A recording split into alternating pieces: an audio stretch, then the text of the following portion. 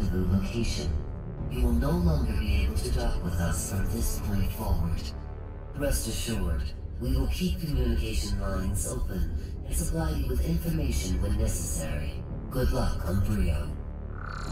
Hey guys, and welcome back to That LP Show. The name of the game is Metroid Prime 3 Corruption. So new, and pretty much the only time we ever see this in the entire Metroid series, Samus's adventure here is interplanetary. We won't just be landing on one planet and then that's the rest of the game. No, we will actually be visiting a few planets. Alright, before heading to Bryyo to start our first the first objective of our new mission, let's just check out a few new things here that have changed. Now, you remember that there was one last stat here on the stat check screen that was in question marks, and that is hyper mode uses. Of course, we already used it once just to demonstrate, and you probably remember how we had kind of a biohazard scanner here on the ship as well. When last we checked this thing, we were clear, but let's check it out now.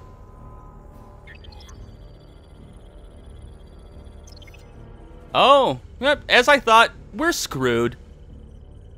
But we're only 10% screwed, so, you know, it could be worse. It could definitely be worse. Alright. Let's head on down to Bryyo. And we could go to Elysia as well if we wanted to. If you remember, Gore was deployed there. But there's nothing that we can really do there right now. So, let's head on down to Bryyo. Only one place that we can land for right now, the Cliffside Air Dock.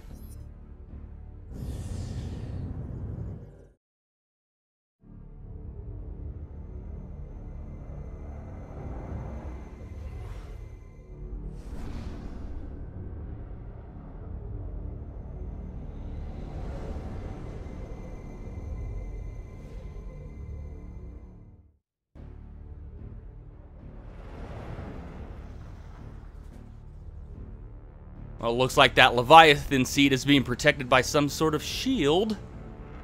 Looks like we're not going to be able to land there right now. Oh, one of the local inhabitants. And apparently they can cloak themselves. Yeah, we'll run into them. We'll run into plenty of them. We have little planetoids attached to chains. What is this, Sonic CD?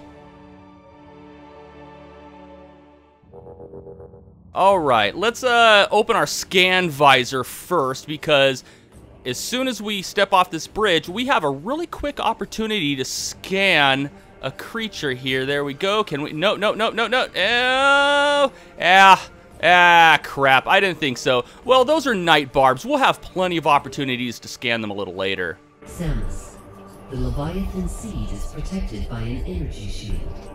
You will not be able to reach it with that barrier active. We need more data to determine how the shield can be disabled. You are near the wreckage of a downed Federation vessel. If you can use the satellite uplink on the ship, you may be able to access information concerning the seed. Prepare to receive the ship's coordinates now. Alright, so now if we look at our map, the ship's coordinates will be, where are they? There they are. That's right, that's where we need to get. We need to, get to that crash site to activate that satellite uplink to find out what we can about that shield. Alright, a few things to scan here. Mature kosh plant has fully developed bark that only heavy beams and explosives can damage. Mature kosh plants are used for storage by Bryyo natives. Unlike the younger versions, these have developed a thick bark that is only vulnerable to heavy weapon fire, like missiles or charge shots. These things are kind of like crates. They hold items. Object identified as kosh plant, used by Bryonians to store field supplies and vital gear. The Reptillicus use kosh plants as a means to store supplies. Shooting them with any weapon will reveal their content. So apparently the Reptillicus were the dominant inhabitants here on planet Bryyo, at least at one point.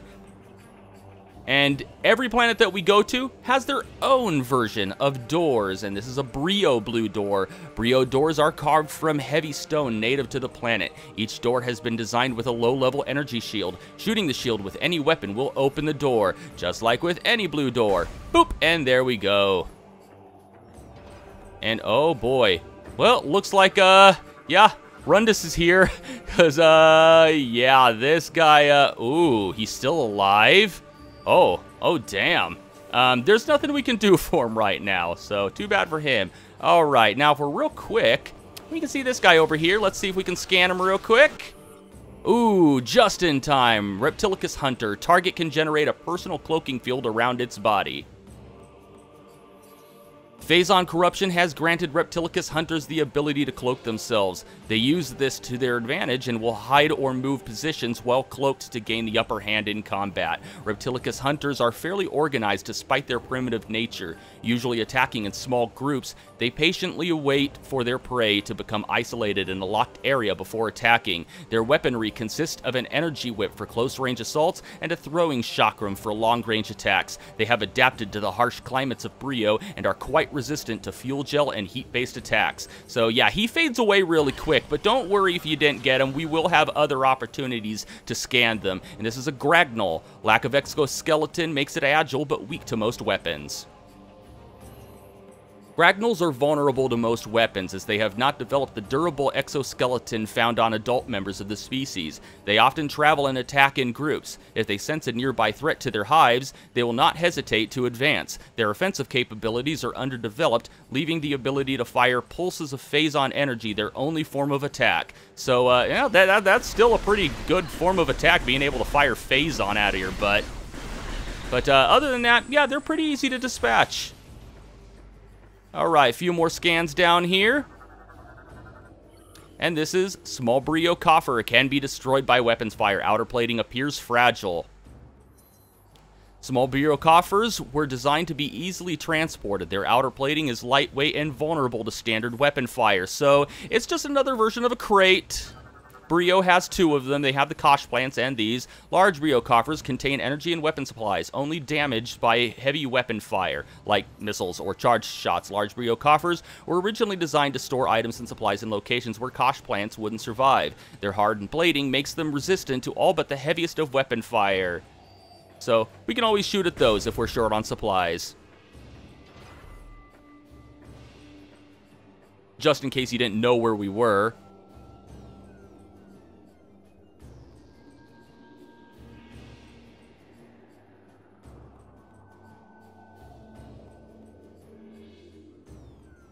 Are you trying to tell us something about the correlation between those morph ball slots that you scanned by and that door? Huh? Are you trying to give me a hint there, game?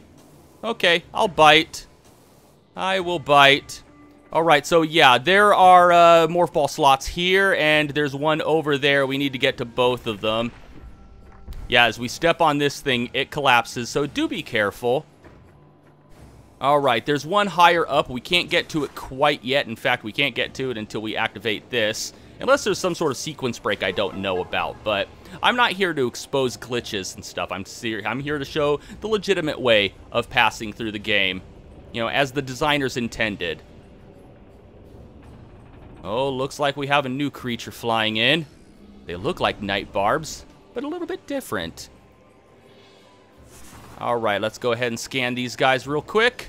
They like to move around. Can we? Okay. It's going to do this thing. Boop. Alright. Let's see if we can scan. No. Oh, stupid damn scan visor wanting to scan everything but the Phazon Night Barb. Group forms powerful attack, but can be overloaded to destroy them. Phazon Night Barbs have enhanced arrow mobility that makes them all but impossible to hit with normal shots. The group will work together to create a powerful energy burst that they will fire at their prey. Detonating the energy charge with normal attacks before it fires should destroy them. Phazon Night Barbs are the result of Night Barbs being exposed to Phazon radiation, hence the name, maybe? These mutations look similar to their uncorrupted counterparts, but are characterized by their greatly increased offensive and defensive capabilities. So yeah, they'll fly around, and when they form a circle and start spinning around with a glowy green thing in the center, that means they're getting ready to fire a large charge shot at you. All you have to do is fire into the green part, and they will go pop. Like this. Boop. And there you go. Yeah, they're pretty easy to take care of.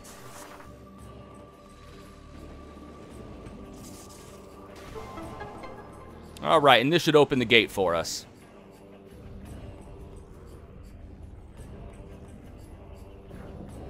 I swear that the music in this area sounds like it's saying pounds and pounds of meat. Thousands and thousands of pounds of meat. Or Bowser, Bowser, Bowser meat. Yeah, it's Nintendo. Gotta throw in a reference there. Alright, new enemy right over here. This is a gel puffer. Consumes and emits fuel gel fumes. Explodes when ruptured. Exposure to fuel gel has left the shell of the gel puffer highly susceptible to weapon fire. Gel puffers have come to rely on the toxic vapors given off by fuel gel for sustenance. They process these gases and then expel the excess to stay afloat. The brittle shell of the puffer, while durable in appearance, is rather thin and easily damaged. Yes, another thing that you can shoot and make it go pop. Yeah, I saw you guys in my little mini radar. You guys want some too? There we go. All right. I think after a while they do respawn, or like more fly out from the distance. So, yeah, it's best that we just get a move on. All right. Looks like our morph ball can fit in there, but it looks like there's already something ball-shaped in there. You can just go ahead and yank it out with the grapple beam. All right, there we go. Let's go right first.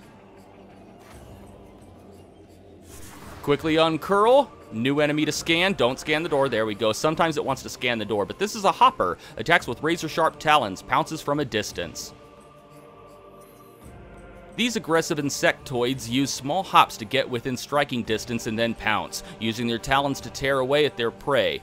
From a distance, they will fire bursts of venom at their target. Despite their aggressive nature, they are somewhat fragile and can easily be dispatched. Because of this, they will commonly hunt in packs. So yeah, they are pretty easy to take out. Just one fully charged shot will one-shot them. There we go. And in here, we have another energy tank. But that's not the only thing in here. If we look up here and rip off this plating with the grapple beam, we have some lore, some Bryyo lore for us to scan.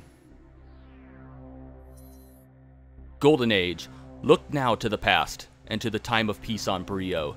See the age of gold, when our world was a paradise unrivaled. Hear the songs of joy fill the streets of the royal city, as the people honor the coming of Bryus the First, the Liberator. Behold the launch of our first ship to the stars on that day, and witness the rise of science, of a new Bryyo. See this, and see the beginning of our downfall. Ooh, well, looks like, those guys figured out how to science and got a little too big for their britches, and it didn't end up well for them. We'll find out a little more as we progress through the game, of course. Alright, now, as we uncurl into this next area, we just immediately want to start shooting these guys. These are Bryonian Shriek Bats. We will eventually want to scan them. But for now, they're a little too hard to scan. We'll have much easier opportunities later on. In the meantime, we'll just scan this little guy. Shellbug. Attacks by firing Phazon spine. Soft body is vulnerable to attack. Aren't most soft bodies vulnerable to attack? Shellbugs are slow-moving, roaming insects whose soft bodies are easily damaged. Until they reach maturity, they will not develop their phasite shell. Unable to retract into a shell to avoid damage, they must aggressively attack any potential threat. They will extend sharp spines to fend off attackers or propel these spines at enemies. Kind of like little buggy porcupines, but they easily go pop with one okay, 2 shots. Or did I just miss that first time in spite of being locked on? No, they go pop with 1 shot. Alright, there's some Phazon vines right there, but before blasting through those, let's turn our attention to this. We have these statues here with some fuel gel deposits. Let's go ahead and give it a charge shot, let it explode. Don't want to be standing too close to them when they explode. You will take damage. Alright. Where is he? Where is he? A little shell bug right there. Can we get him? There we go. Let's go ahead and jump on over and grab another missile expansion.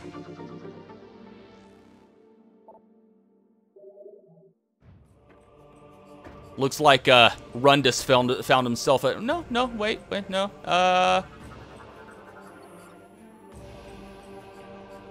Ooh, Phazon signatures. Well, yeah, Rundus was there when we got attacked by Dark Samus. Alright, so, hyper mode. You want to be in hyper mode to destroy these little blue balls on these Phazon vines. There you go.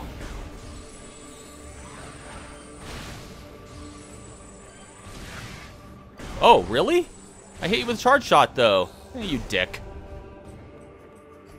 Alright, let's not jump down near that statue just yet. Let's go ahead, turn around, and rip off all of these panels. Might as well just do it now. I guess we could wait and do it a little later, but we do eventually want them all ripped off so we can make it through this obvious morph ball path.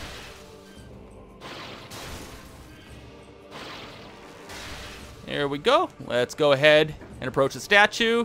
And yeah, it definitely looked like a place where we were about to get attacked, doesn't it?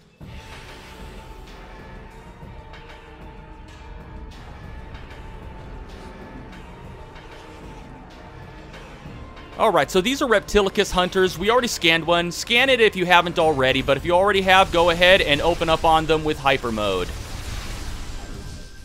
And everything goes down so easily with hyper mode. And as you probably already saw, they were nice enough to drop some health pickups for us, so it's like we didn't even use hyper mode at all. Completely abusive. It absolutely breaks the game at some points. Okay, so we have this weird panel right here. Go ahead and shoot the red dot, and we gotta play kind of a form of Simon. Just shoot the other red dots in the order that they show up, and these panels will retract. And as soon as they're completely retracted, we'll be able to scan this lore. Alright, Age of Science.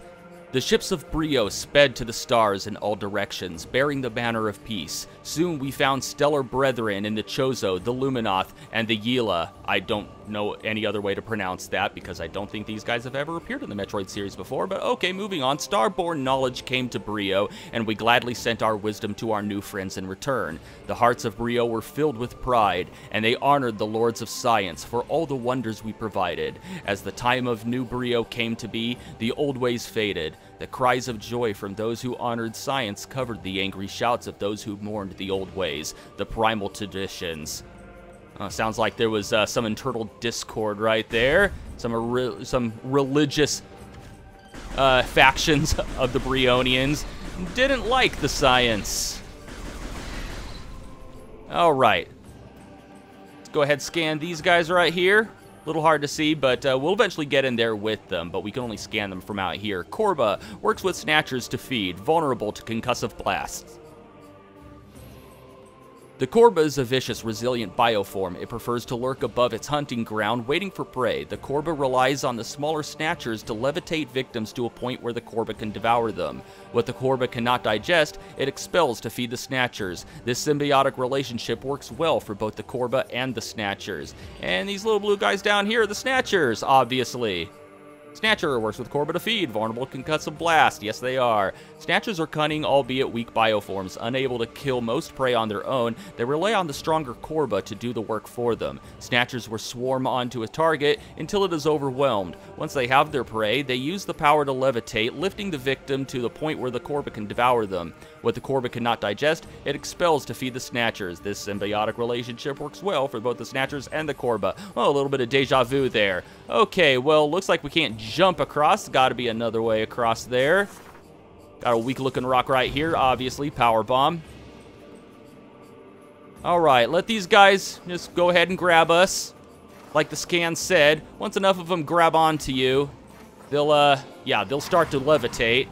Look like little bits of popcorn, little glowing popcorn pieces. Make sure it doesn't carry you into the Korba, obviously. Alright, concussive blast, like the scan said. That would mean morph ball bombs.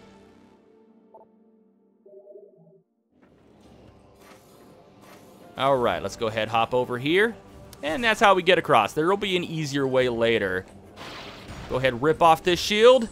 I already showed you what to do with these fuel gel deposits. Oh, I got lucky there and didn't get smacked by the shrapnel. Nice. And a new power-up in here.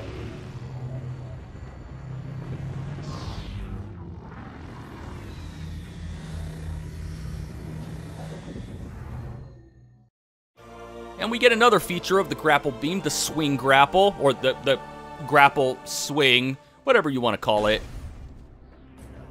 And let's go ahead and scan this right here. This is target as a viable attach point for the grapple beam. Okay, that's grapple swing point. To use the grapple swing, lock onto, you know what? Just point at the damn thing and hold Z and release when you get to the other side.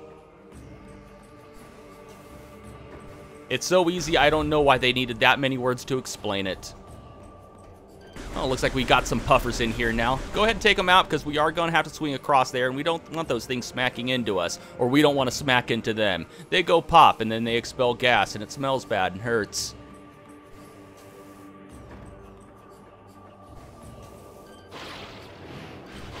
And there is a white door over to the side here. Can't do anything with it yet.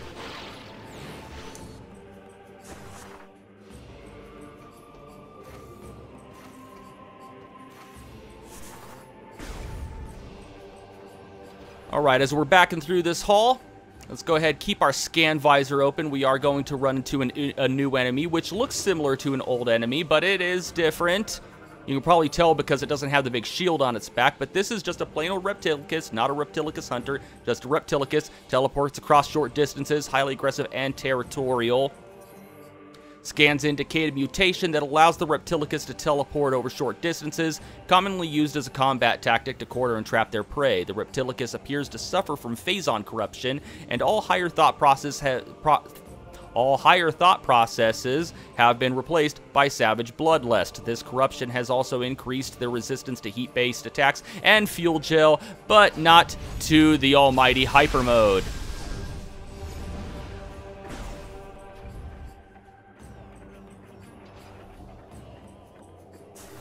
So that regular Reptillicus is the one that we're going to most commonly be running into. We'll run into more Reptillicus Hunters during, you know, kind of mini boss fights. We'll run into a few later throughout the game. Come on. Would you? There you go. Oh, you know what? Let's get that. No, scan visor. Scan visor ready. There we go. Another opportunity to scan these guys. The Night Barb generates protective energy field. Contact with field is dangerous. I'd imagine it would be. Night Barbs are predators traveling in packs to search for prey. They have the ability to generate a productive field of energy around their bodies. The ability is unstable, however. If the field makes contact with another life force, it will overload. This also consumes the life force of the Night Barb, much like a bee's sting ends its life. Wait for them to pass. Go ahead, wait for them to pass. And when we brought this thing down, this entire bridge collapsed, so we're going to have to jump now.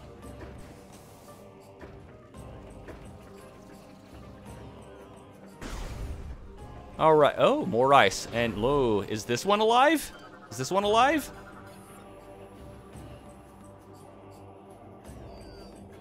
Ooh, that's just a horrible way to go. Anyway, you can see some more Bryonian Shriek Bats right there. I'm just going to go ahead and kill them. You can scan them if you want. It's really hard, though, because as you can see, this entire thing is scannable. Yeah, look at that. That's a Federation ship right there, and it crashed. It's seen much better days. But yeah, because of the big, large object right behind the Shriek Bats, the scan visor kind of wants to prioritize the ship. It's weird the way it works. I don't know. Sometimes the scan visor is finicky. For example, yeah, you want to wait for this guy to move out of the way of that big door right there, or else it might want to scan the door. Like I said, we'll get other opportunities to scan the Bryonian Shriek Bats a little later on. Anyway, this is an atomic corporeal energy that sloughs explosive segments from its form.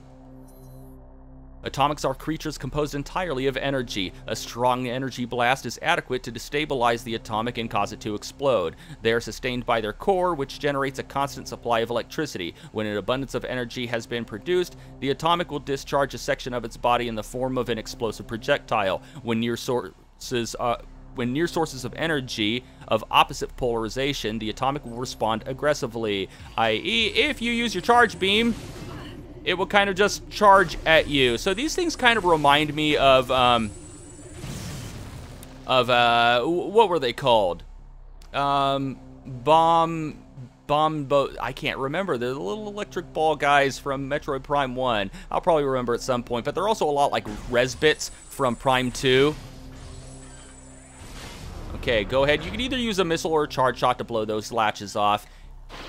And then use the grapple beam to bring in all of these switches right here. You do want to go in this particular order, or not this particular order, but you want to start at the top and work your way down to the bottom, because if you like do the top, then one of the bottom ones, the circuit won't be complete, so they won't stay connected. So just start at the top, do the bottom, or the bottom, then the top. Doesn't matter.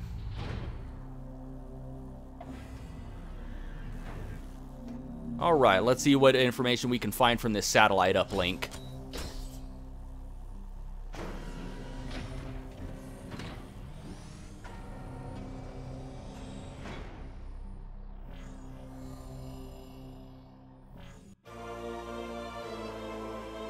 We get some map data. Well, at the very least, that'll help us seek out other locations. More landing sites. That's a good thing. What do we got here? Fiery Air Dock, Thorn Jungle Air Dock. All right, and we can't progress very far into there, so we can only go back. We'll be able to go into that other door later. The satellite data has revealed 2 distinct energy signatures. They must be supplying power to the siege shield. If these targets are eliminated, the shield will be removed. We are uploading the location of each energy signature and nearby landing sites. All right, sounds good. Hello, Rundis. Why am I over here doing your job? Okay, bye. Wow, he's a bit of a dick, isn't he? Anyway, with that, with everything around here powered back on, we now have access to this upper area. That piston right there was stuck in a down position before, so we weren't able... Ah, crap. Come on. Come on.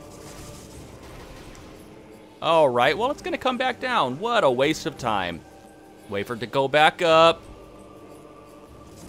All right. Let's do this right, Mike. There we... Ah! Really? Really? Really, game? Let's play curse in full effect. Can't do a simple, easy, tiny bomb jump. Stay there. There you go. Wait for this to go away because it does have quite a bit of knockback and will just knock us back down. All right, new enemy to scan right here. This is Gragnal Adult. Resistant to most weaponry. Physical stress can destroy it, as it destroys us all.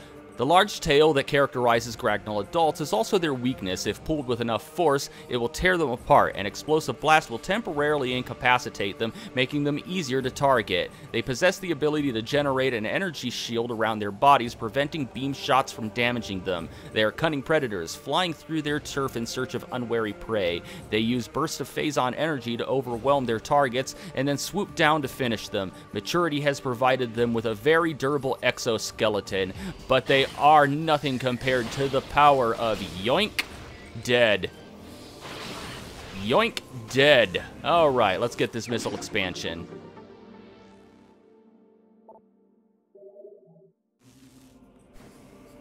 Okay. Nothing to do now but head back to the ship and see if we can check out what's the deal with those energy signatures. Where are you? Where are you? Where are you? There you go.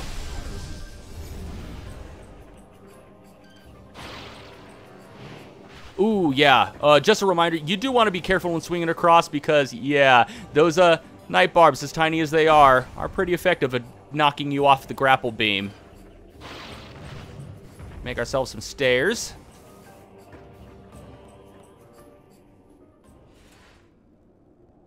No, of course we couldn't walk across the bridge without incident. Why not? Well, these guys look different from regular hoppers. What are their deal? These are Alpha Hoppers. Spits venom at prey at a distance. Uses talons in close range battle.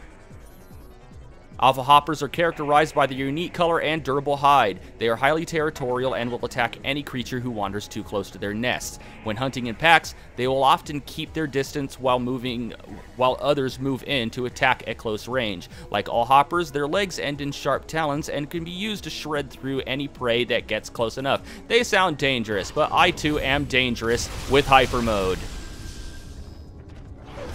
Look at that right there. Look at that right there. See, we went into hyper mode, yet these guys all drop health pickups for us. So it's almost as if we're not really using hyper mode at all.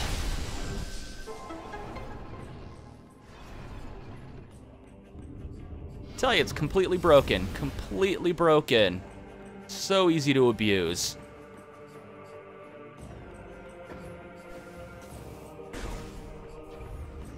Alright, so let's check these out. Alright, we got 2 places that we can go to in order to check for those energy signatures. Hopefully those can help us figure out how to disable that shield around the Leviathan seed. And I think we will start off by heading to the Bryyo Fiery Dock. But that's going to have to wait until next time. And until next time, thank you for watching That LP Show, and have a one that is good.